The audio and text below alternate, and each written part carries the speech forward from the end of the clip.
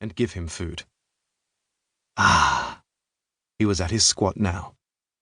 Bending down, he swept the area in front of him with his left hand to check it was free of feces.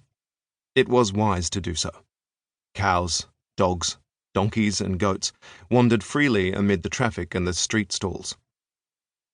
Around him he could pick out the murmur of conversation between the barbers and their clients. The morning commuters would be sitting in chairs on the barbers' platforms, having a shave before they went to work. Some of them were having their faces slapped enthusiastically to cause their skin to glow. It was a good spot for a squat. Shaving put customers in a positive mood, and they had to open their wallets to pay for their shave or haircut. However, there was one particular reason why he came here. It was the place she could always find him. He squatted down, pushed his begging bowl in front of him, and waited. Being a beggar required you to have well-practiced plaintive cries and routines designed to attract attention.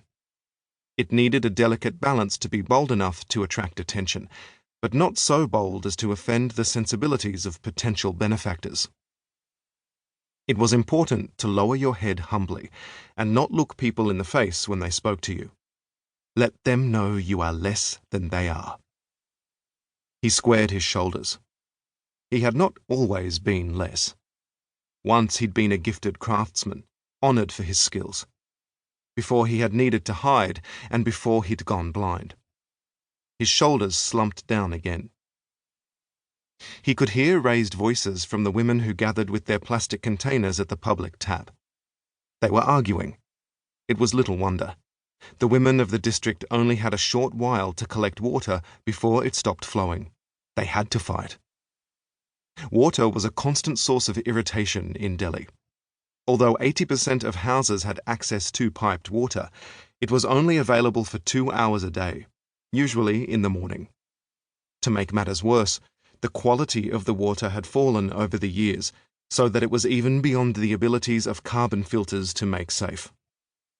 A quarter of Delhi's population now had to rely on water tankers. The beggar scowled. The water crisis in Delhi had been orchestrated by the notoriously inept Delhi Jal Board. They promised every year that things would be improved. It was now 2009, and things were as bad as ever. Word was that the Jal Board was clogged up by underperforming, unsackable bureaucrats.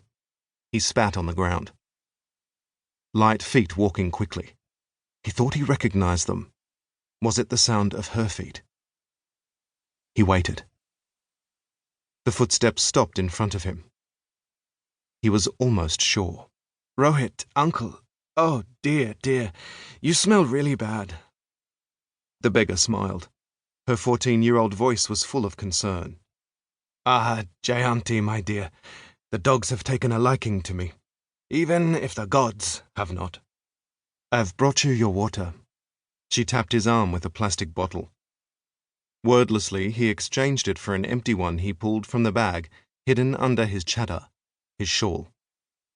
He could hear her sniffing him, working out where the offensive smell came from. "Uncle, give me your chadar. I'll wash it and bring it back this afternoon." He sighed and unwrapped it reluctantly from his thin shoulders. Rohit hated parting with it. He lived in his shawl. It was the only security he had. He felt water being poured over his shoulders and small hands sluicing him clean.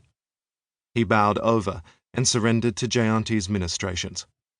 His only protest was to say, "You're wasting your water, you know. You will have to queue again to get some, and it will probably have run out by the time you reach the tap. Never mind. Auntie will just scold me, and I will be told to go to a neighbor and beg some water from her rooftop tank. I will probably have to pay for it by doing her washing, but that is no matter. You can't stink like this. No one will come near you." He blew the water away from his mouth. "May you be blessed by the gods." "There," she said. "That's better." She rested a hand on his shoulder. "I'll see you this afternoon." "Acha." Jayanti pattered away on her bare feet, leaving him feeling vulnerable, dressed only in his lungi. He was just deciding